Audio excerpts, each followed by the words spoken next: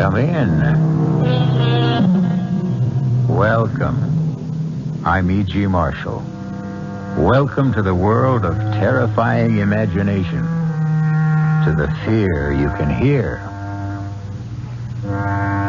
For the 4 centuries before Christ, a remarkable combination of priests and monarchs established one of the most astonishing cultures in the world. The rulers were the pharaohs of Egypt, and they left an enduring series of monuments behind them. The Sphinx, the pyramids, the temples of Karnak and Luxor, and, most strange of all, their mummified remains, embalmed by a process lost to modern science. This is the story of one such mummy, and the eternal curse she left to be visited on any violator of her tomb.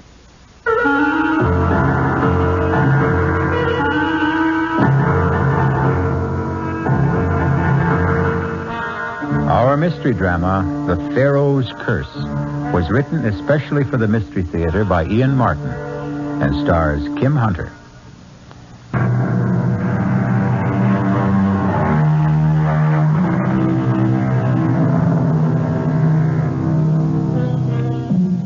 "1924, 50 years ago, belongs to another world. Certainly in the Middle East, almost midway through the period of the great archaeological excavations that make Egypt a mecca for tourists from all over the world. And in that era, no singer and entertainer reigned more supreme than Diane Elliott, the toast of 2 continents already, and now in the process of conquering a 3rd, with an engagement at Shepherd's, world-famous hotel in Cairo.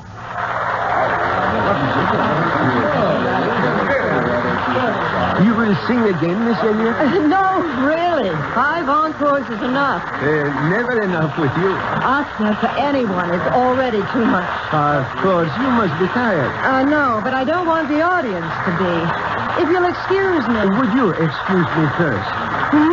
There is an old friend of mine here tonight who would very much like to meet you. Could I presume to ask if you would join him as he asked for a drink at his table? Who is this friend of yours? Sir Geoffrey Lanscombe. The famous archaeologist? He's still alive? I mean, well, he must He's quite old, but most active. Would you ask him to give me 10 minutes and then come back to my dressing room?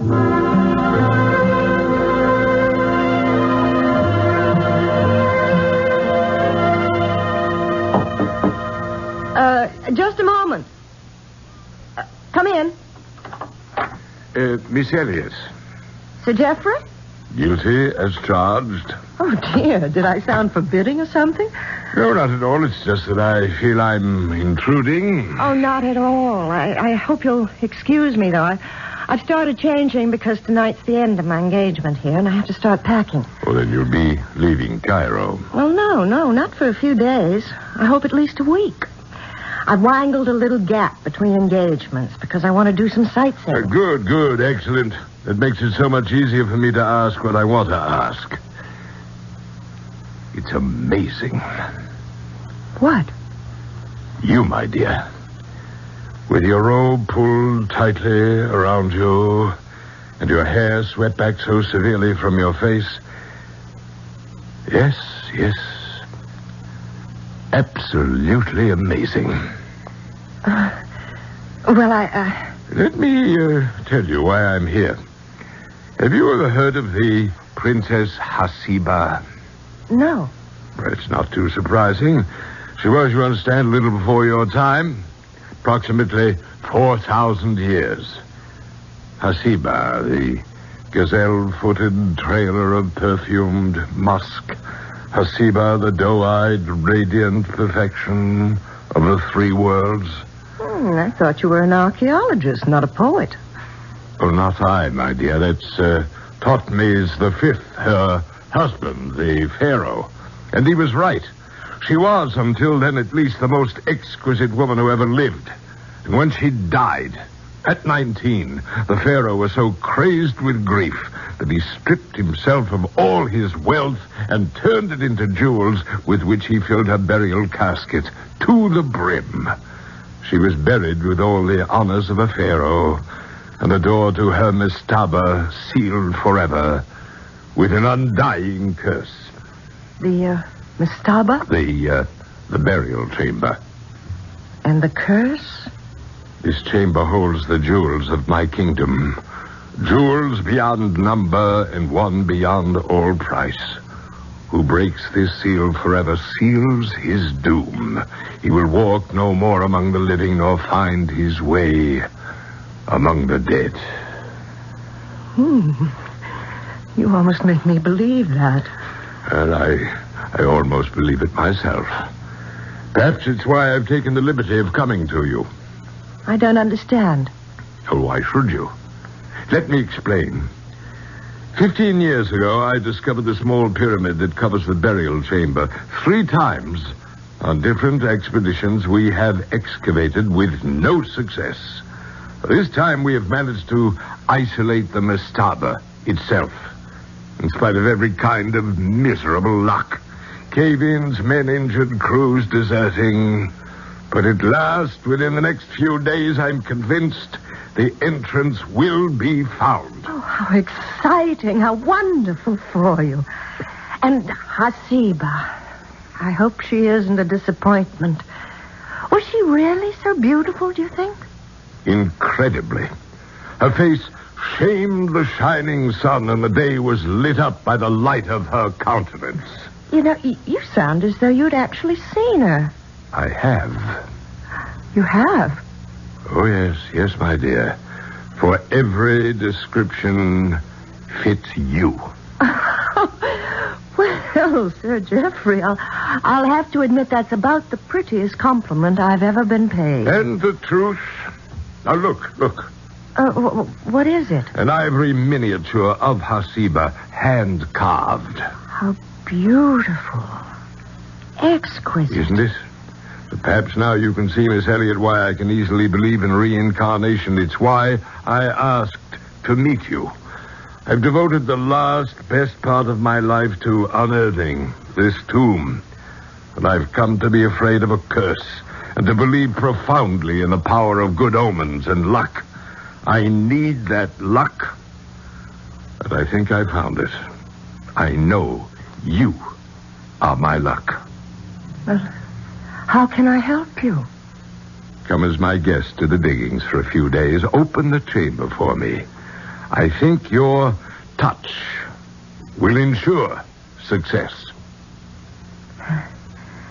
Out of so many, that's the greatest compliment of all.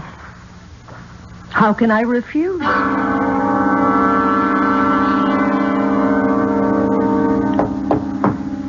Just a moment. Oh, driver, good. Come in. Now, all I'm taking are these 2 bags, and you are not the driver I engaged this morning. No, Miss Elliot. Then why? Allow me my credentials. Inspector Hasid of the Cairo Police. Police? If you doubt me, call Ahmed. He will vouch for me. Now, may I ask a few questions? Well, of course. You had never met Sir Geoffrey Lonscombe before the night before last. Oh, that's correct. But you are planning to visit the diggings? Yes. Why? Well, because he invited me to. Just as a guest? Of course. For a few days, correct? Well, now, let's not make anything out of that, Inspector. He is about to open the tomb of some ancient Egyptian queen, and I am intrigued. I've never had the opportunity to meet a 4,000-year-old princess who's supposed to look like me. Now, what's wrong with that, and why should it interest the police? This thing is difficult. First of all, let me warn you that there may be possible danger in your visit to the diggings. What danger? I do not know exactly. But if you are to go, will you let me go with you as your driver, incognito? Why? Partially to protect you. And partially what else? That is what I want to find out. Do you have any knowledge of firearms, Miss Elliot? Well, as a matter of fact, I do. I used to do a lot of hunting with my father. And small arms? We had a pistol range. I'm a pretty good shot. Oh, could you handle this if you had to? For protection only, I mean. Webley, isn't it? 6-clip? It would fit a woman's handbag. Okay, but I'm not interested in running around playing with guns. Last night, at the diggings, there was a fatal accident. Not Sir Geoffrey. No. One of the new digging crew. Now, for everyone's safety, I need an opportunity to investigate that accident quietly, without publicity. You could offer me that chance. And put my own neck on the line? No. There's little risk for you. But, of course, I cannot tell you there is absolutely none. What is it you think's going on out there? I am not sure. 4,000 years ago, if we are to believe the papyri, the written records, Thutmose buried with his wife uncounted millions of dollars in jewels. But neither she nor the jewels have been exhumed yet. We are told. And yet, a man is dead. Where was this man found? Near one of the many statues that ring the pyramid, far from the tomb itself. Well, so what has that to do with... murdered? Not by any human agency, apparently. The man was crushed, as if broken in the arms of something beyond the natural power of things. However, the police are less interested in the man himself than what was clutched in his hand. What? I have been selected to investigate this matter quietly and anonymously. Will you let me go with you? You're kind of daring me, aren't you? Pardon? You don't want me to refuse. I don't think you are in any real danger, Miss Elliot. And I need a cover. Okay. Let's go adventure. Just tell me one thing first. What is there for the police to investigate? What was it the man had clutched in his hand? A diamond of great beauty and great price. What kind of diamond? Now, there's just the whole point, Miss Elliot. A very special kind. For no diamond has been cut like this in the last 4,000 years.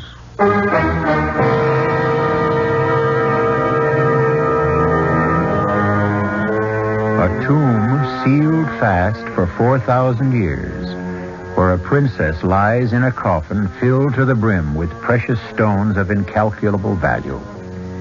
Could this diamond be from a tomb as yet uncovered, or was it some random discovery? And if it were, what inhuman agency, with a power beyond all human scope, mangled and destroyed the unfortunate man who found the strangely cut diamond? I'll return in a few moments with Act 2.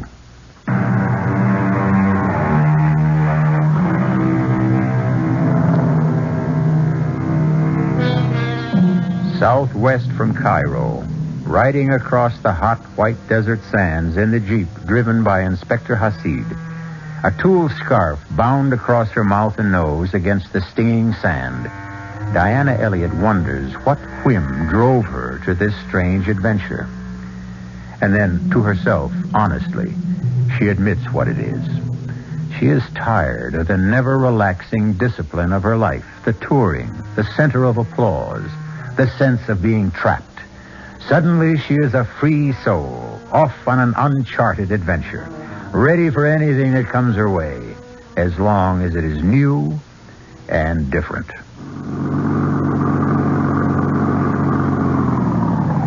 Miss Elliott. Oh, you know me? Yes. And you more than live up to what I've heard. Can I give you a hand down? Oh, thank you. That's more than a hand. Both. Brother, the old boy was right. About what? You. And our 4,000-year-old lady. Perhaps. But I'm not 4,000 years old yet. And I can stand by myself, Mr. Irving, John Irving. I'm Sir Jeff's assistant. He asked me to look out for you. Great. Could we start by having you let go of my waist so I can breathe? Oh, I'm sorry. Where's Sir Geoffrey? He had to go into Cairo with the English mail and in connection with an accident we had here. Oh, yes, I know about that. You do? Yes, I read about it in the Cairo newspaper. Oh. Well, let's get your bags and get you settled. Do not worry, Sahib. I will take care of them. Oh, fine, driver. Miss Elliott's go into the big tent with the canopy. You can bunk down with the crew over there. Any one of the 3 tents near the diggings. Very good, Sahib. You want to go freshen up, Miss Elliott? Oh, no. Everything is too new and strange and exciting. I want to explore. Okay. You want to walk over and have a closer look at the pyramid? I love it. If I'm not keeping you... No, you're not. I've been designated as the official reception committee for the afternoon. Tell me, have you found the tomb yet? Not quite, but we're close. We started to uncover what appears to be the entrance to the outer chamber this morning. The diggers are working on clearing that now. It's hard to believe. And we're almost there. 15 years ago, this entire pyramid was buried in sand. Sir Jeff uncovered it on the 2 former expeditions. What a tremendous job. What are these statues that stand along the bottom row of stones? Those are various Egyptian gods. Now, let's see. Starting at that end, Thoth, the recorder, Horus, god of truth, Mot, goddess of justice, and Osiris, the king father himself. 2, 3, 4, 5. Hey, you missed one. This one in the middle. Oh, I'm sorry. So I did. I can't blame you. He's so ugly. That brutal, snarling face. What does he represent? That's Anubis, the jackal-faced god. Officially supposed, coincidentally enough, to be the greeter of the dead. I don't think I'd care to be greeted by that, dead or alive. What do you mean, coincidentally? Well, this is where an accident happened. You mean where the man was killed? You heard about that?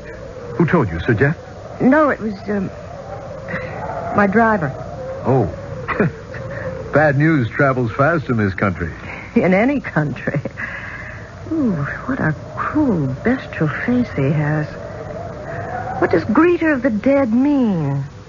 He weighed the hearts of the dead before welcoming them to the great halls of Osiris, the judge and the sentencer. Oh, he's not quite as bad as he looks.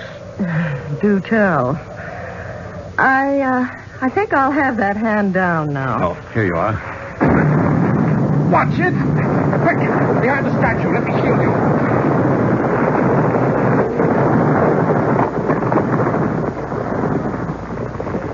You all right, Diane? I'm all right, Mr. Irving. Well, couldn't we make it John?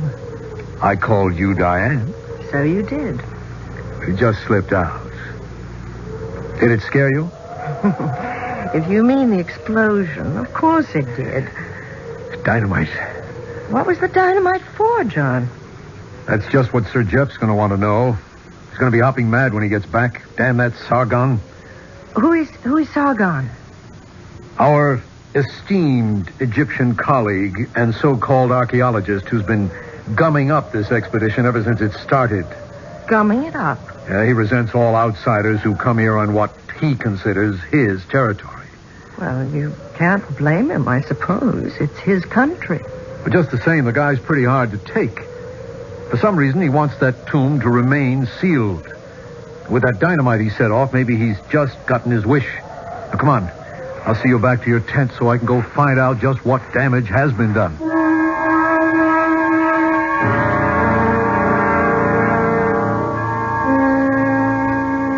My dear Miss Elliott, I'm sorry I was responsible for making dinner so late. Oh, it was worth waiting for, Sir Geoffrey. This Arabian coffee is delicious. What was all the trouble with Sargon this afternoon? Well, this morning he wanted to dynamite the entrance open.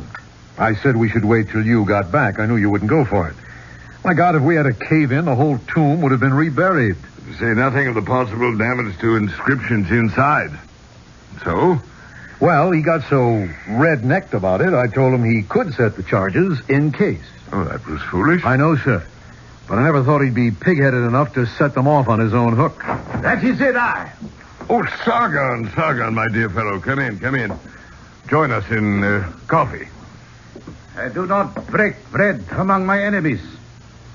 Or with the infidel. Now, wait a minute. No, Sargon. I know you're upset, but there's no need to be rude. I don't believe you've met our guest, Miss Diane Elias. Ali Atman Ben Sargon, one of our most noted Egyptologists. How do you do? Your servant, Anissa. Now, about this thing this afternoon. Mr. Irving said the orders came from you. Why, you... John. If he denies that, he lies. You think I'm going to sit still for that? Sit down, sir. I will not have this bickering in front of a guest. It can be settled later. In the meantime, fortunately, there's been no damage of consequence, and the way into the tomb has been opened. No harm has been done. A great deal of harm has been done. The crew has deserted. What? That is what I came to tell you. They have taken all our transport and left. I tried to stop them, I but... bet you did. Now, look, Sir Jeff... Just a moment, John. Oh, why, Sargon? Perhaps they are wiser than we. A small hole was blown through to the inside, and out of it, they say, comes swirling a fearsome efreet that grew 10 times taller than a man, and belched a cold, freezing breath from his mouth that carried death in the air. They ran in terror from the ancient curse. They knew the stench of evil in the air. Well, that's preposterous. As an archaeologist, you know the fetid odor of death is always present when a tomb is opened. Bunch of simple-minded nitwits. Perhaps. Except that as a simple-minded Egyptian, I agree with them. Oh, you intend to leave On the too? contrary, I intend to stay. I was referring to the stench of evil, and not from the graves of my ancestors, which I shall remain to protect. Why, that son of a...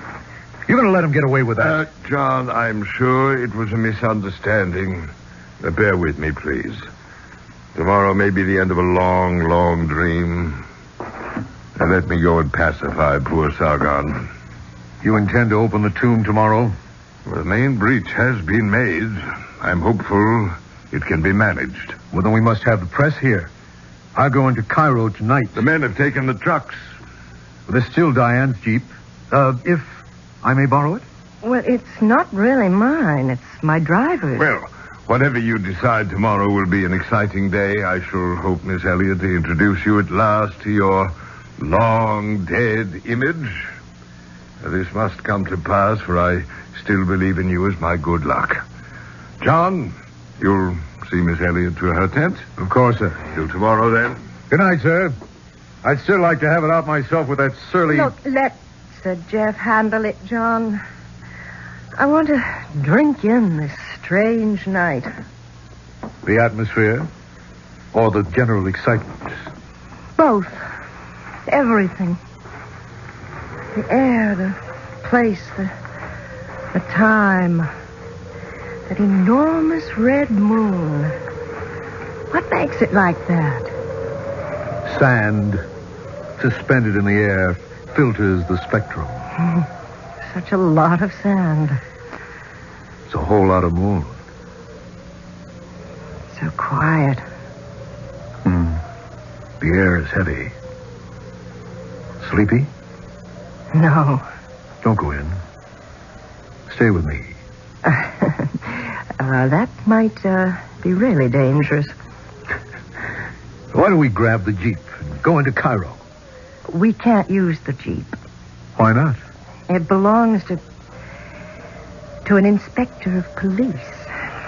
Look, please don't say I said anything, but he's here investigating the accident. Sub Rosa. You won't tell anyone. Well, sure, if you ask me not to. But I still don't see why we can't... Then ask Inspector Haseeba if you can borrow the Jeep. But I won't go with you. I'm too tired and too excited looking forward to tomorrow. Isn't it funny how heavy the air seems? I can imagine why those men felt a dark weight, almost like death in the air. I'll be glad to see tomorrow. Good night, John. Good night, Diane.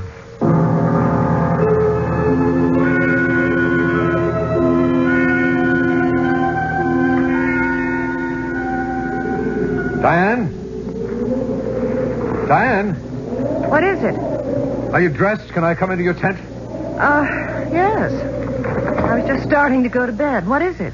Look, I don't want to alarm you, but the men were right. There is death in the air tonight. Well, what now? Oh, it's nothing to do with the legend. Totally atmospheric. A simoom is on its way. We must race it back to Cairo. But the tomb... The tomb can wait, as it has waited for centuries. Oh, but there won't be room in the jeep for all of us. Only you and I are going. And the others? Sir Jeff and Sargon won't leave the tomb. Inspector Haseeb won't leave Sargon and remains to protect Sir Jeff. What does that mean? Sargon is not to be trusted. Sir Jeff and the inspector know that. But if we have to run for safety, what about them? Well, they'll be safe in the excavation. It's like a tornado cellar. That's just what this blow will be like anyways. Well, so why can't we hole up with them? We could, if you think you can spare the time. What's that mean? A simoom. It could blow itself out in 6 or 7 hours or 6 or 7 days. Now, can you spare the time? Oh, of course not. I'm due in Paris in 3 days. Give me 5 minutes and I'll get my suitcases ready and we'll be on our way.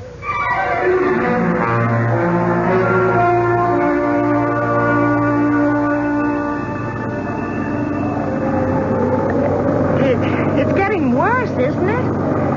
How far to Cairo? We're not even nearly halfway. Can you see? What's to see but sand, sand, and more sand? John, what's that ahead? Damn, the twister itself. Double right around on us. What are you doing? We can't hit it. It would suck us right up into the land of Oz or the Arabian Nights. We've got to run for cover. Where? Back to the diggings, the only shelter. Just hold your seat and hope we can outrun it. Supposing we can't. Baby, this is one archaeologist who doesn't live in the past and is very interested in the future. Right here and now, we've got to hang on to the present.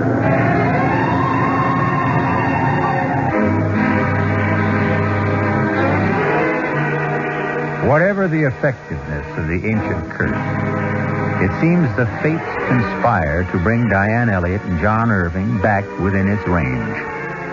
And if the 4,000-year sleep of the delectable Haseeba is to be disturbed at last, on whom will the curse fall for disturbing it? On the men who planned and made it possible? Or on another woman who dared to challenge her beauty? I'll return shortly with Act 3.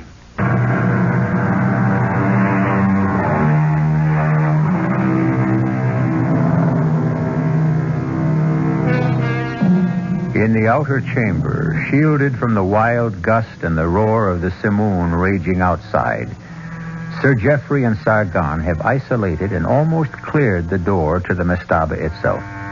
They are engaged now in cleaning up the debris the explosion earlier in the day had caused. That does it. The door is free. 15 years. And the moment is here at last. I am about to enter the tomb of Haseeba. My countrymen have waited 4,000. Come, Sargon, let's for God's sake not at this minute.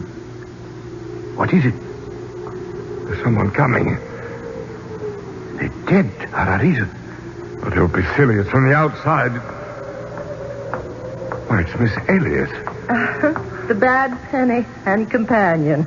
Turning up again. Well, what happened? Couldn't make it, sir. We just beat that old twister back here to safety. Turned around on us. Just the two of you? Yes. What happened to your driver? We understood he stayed with you.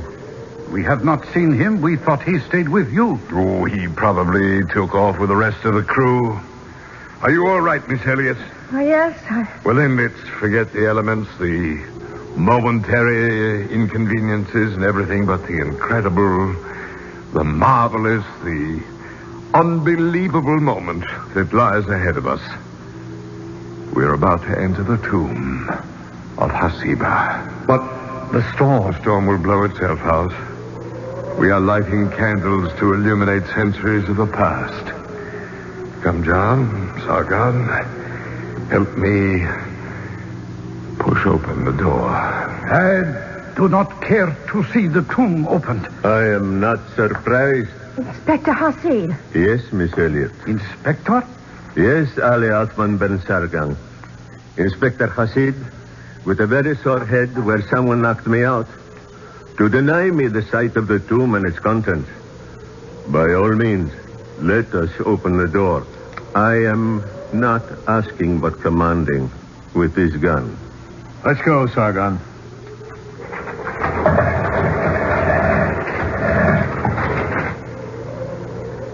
There it is. Beyond that black aperture lies Haseeba, wrapped in her blanket of jewels.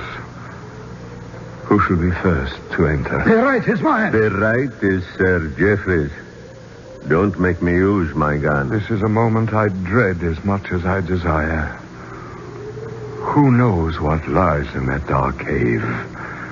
The tomb may have been rifled centuries ago. Its artifacts destroyed, the very catafalque itself vandalized. The curse was never idle. And then suddenly I am too old and afraid to enter. Diane, I brought you here as my luck. Will you risk it and enter first? If you wish me to. I wish it with all my heart. John, take the torch and light her in. Yes, sir. Careful, Diane. Easy. Look, what is there to fear? Who knows? The dead resent intruders. And I only hope that... Oh! What is it? Something thrown beneath my feet. Look out, What happened, John? The door to the tomb swung shut. Well, can we open it? No. The counterweights locked it somehow. Hold up the torch. Why? There's an inscription inside the door. What does it say? But it would take time to decipher it. Don't worry, I can guess. He who breaks this seal forever seals his doom. He will walk no more among the living or find his way among the dead.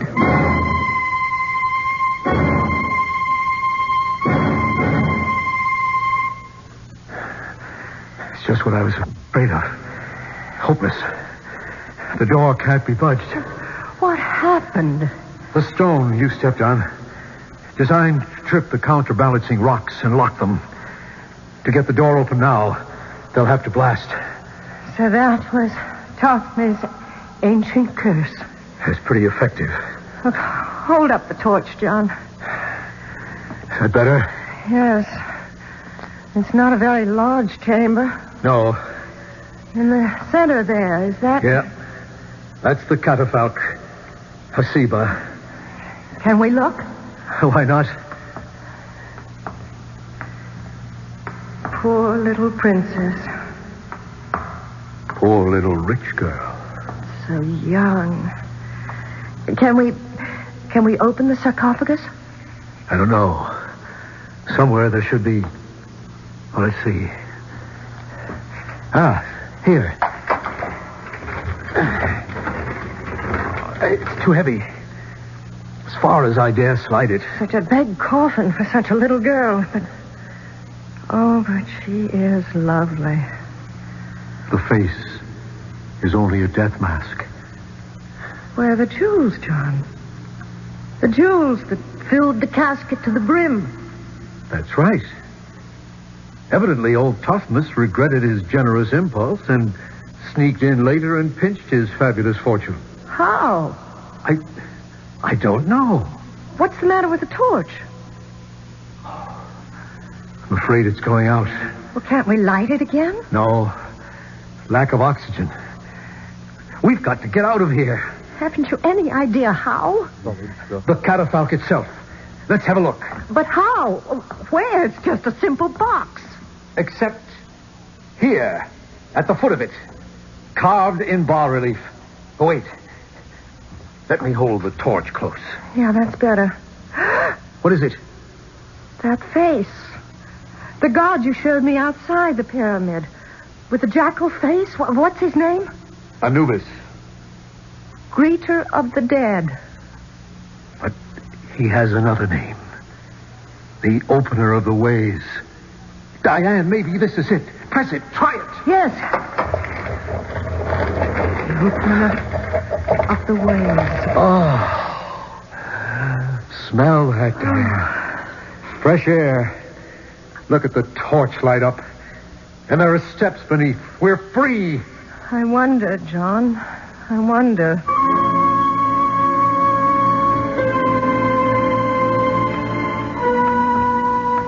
I can see it clearly now, Diane. Sargon, he's been plundering the tomb. That was the reason for all the delays he caused. He had to have time to get rid of the jewels. And now, unless we escape somehow, he's safe. Inspector Haseeba won't let him go. We might as well have all the cards on the table. When I stumbled into you entering the chamber, it was because Sargon pushed the inspector against me and grabbed the gun. You can be sure Sir Geoffrey and Haseeba are both dead by now. And Sargon is on his way to freedom with the jewels. Well, then it's up to us to stop him. How? What's the matter? The blank wall. This looks like the end of the road. It does, at that. How do we get out of this? That's all up to you, John. What does that mean? It's not very difficult to figure out. You know just where to put your hand to move this rock. Don't you, John? I? Why should I? Because you've been here so often before. You know? I think so. And what I don't know, I can guess. You found this secret entrance some time ago. And you stole the jewels, didn't you? You've been the one that's been delaying things while you tried to figure out some way to get away with them. My Jeep with me as cover was the perfect way out, if it hadn't been for the sandstorm. All right. I admit it.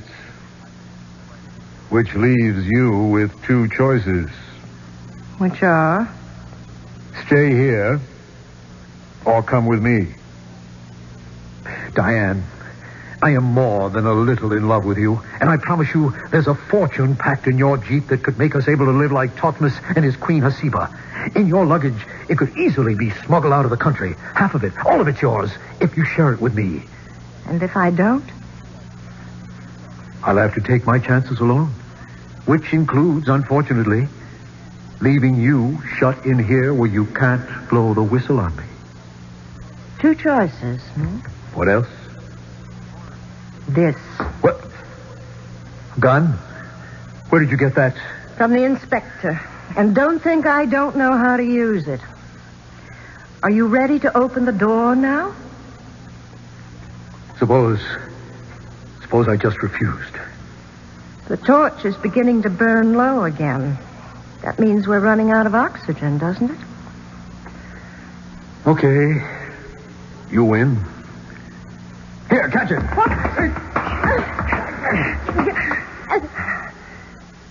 I hope I didn't hurt you. I had to get the gun. What are you going to do? Oh, nothing violent. That really isn't my nature. Just leave you here. With any luck, they'll break through in time and find you. Goodbye, Diane. You can't. Oh, now please don't move. I'll leave you the torch when I go. Damn Simone is still raging. You'll never get through it. I'll have to take my chances. It's all I have left. Now move back. I'm sorry. Sorry for everything except the jewels. You could only see them. Well, here goes. Ah!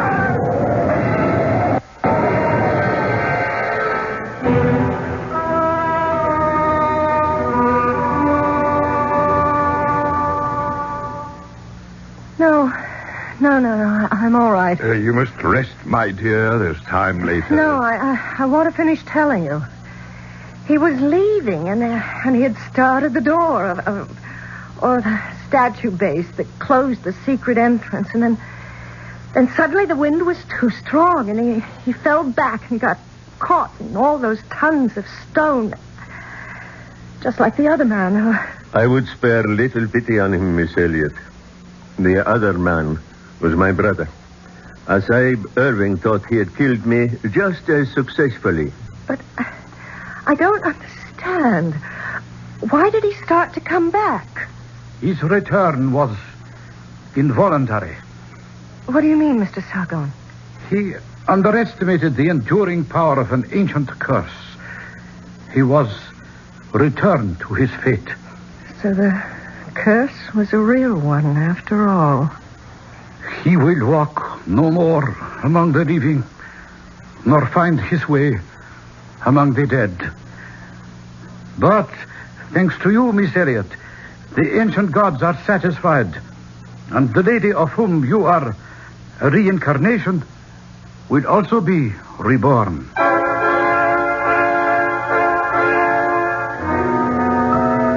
Haseeba, the gazelle-footed, trailer of perfumed musk. Haseeba, the doe-eyed, radiant perfection of the three worlds. Why shouldn't she be reborn? I'm in favor of it. What man wouldn't be? I'll be back shortly. And we'll return.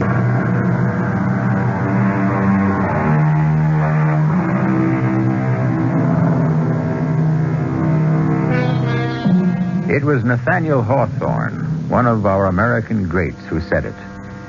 A grave, wherever found, preaches a short and pithy sermon to the soul. Let my comment on this tale be as brief. Let the dead past bury its past, nor pause too much to think on today. The future is what leads us on. If we march to any banners, let it be to those